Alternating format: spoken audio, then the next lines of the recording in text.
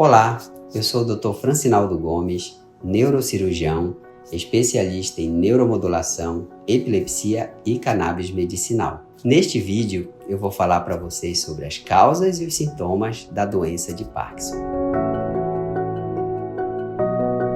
A doença de Parkinson é uma doença neurodegenerativa, crônica e progressiva que acomete mais comumente pessoas a partir dos 60 anos de idade. Existem muitas causas para as pessoas com doença de Parkinson. A principal é a alteração genética associada com fatores ambientais. Essa alteração genética provoca uma alteração na substância nigra, que é a parte do cérebro que produz a dopamina. Então, essa dopamina em falta produz grande parte dos sintomas que a pessoa com Parkinson apresenta.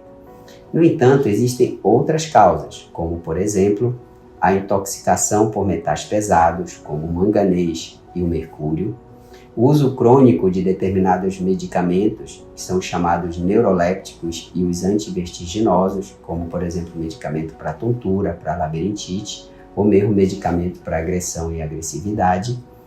Outra causa inclui o acidente vascular cerebral, traumatismo crânioencefálico e mesmo alguns casos de determinados venenos utilizados na agropecuária ou mesmo por algumas tribos indígenas como o Timbó. A questão é que a doença de Parkinson, que é essa de causa idiopática ou genética com fatores ambientais, é a causa mais comum da doença de Parkinson, do parkinsonismo. Vale a pena diferenciar o que é a doença de Parkinson do parkinsonismo. O parkinsonismo é um termo genérico, que é a pessoa que apresenta os sintomas como tremor de repouso, rigidez muscular e a lentidão dos movimentos. A principal causa desses sintomas é a doença de Parkinson, que é de origem genética com fatores ambientais. Outras condições, que eu já falei anteriormente, também podem causar esses sintomas, mas não são a doença de Parkinson. Essa diferenciação é muito importante, pois isso vai determinar o tipo e o sucesso e a resposta ao tratamento. Muitas vezes, a pessoa não tem uma melhora com os medicamentos utilizados, porque ela tem um parkinsonismo que não é causado pela doença de Parkinson. Os principais sintomas da doença de Parkinson são o tremor, que é um tremor de repouso, também conhecido como tremor de contar dinheiro. Quando a pessoa movimenta o braço, o tremor desaparece. Quando ela para de movimentar, o tremor reaparece.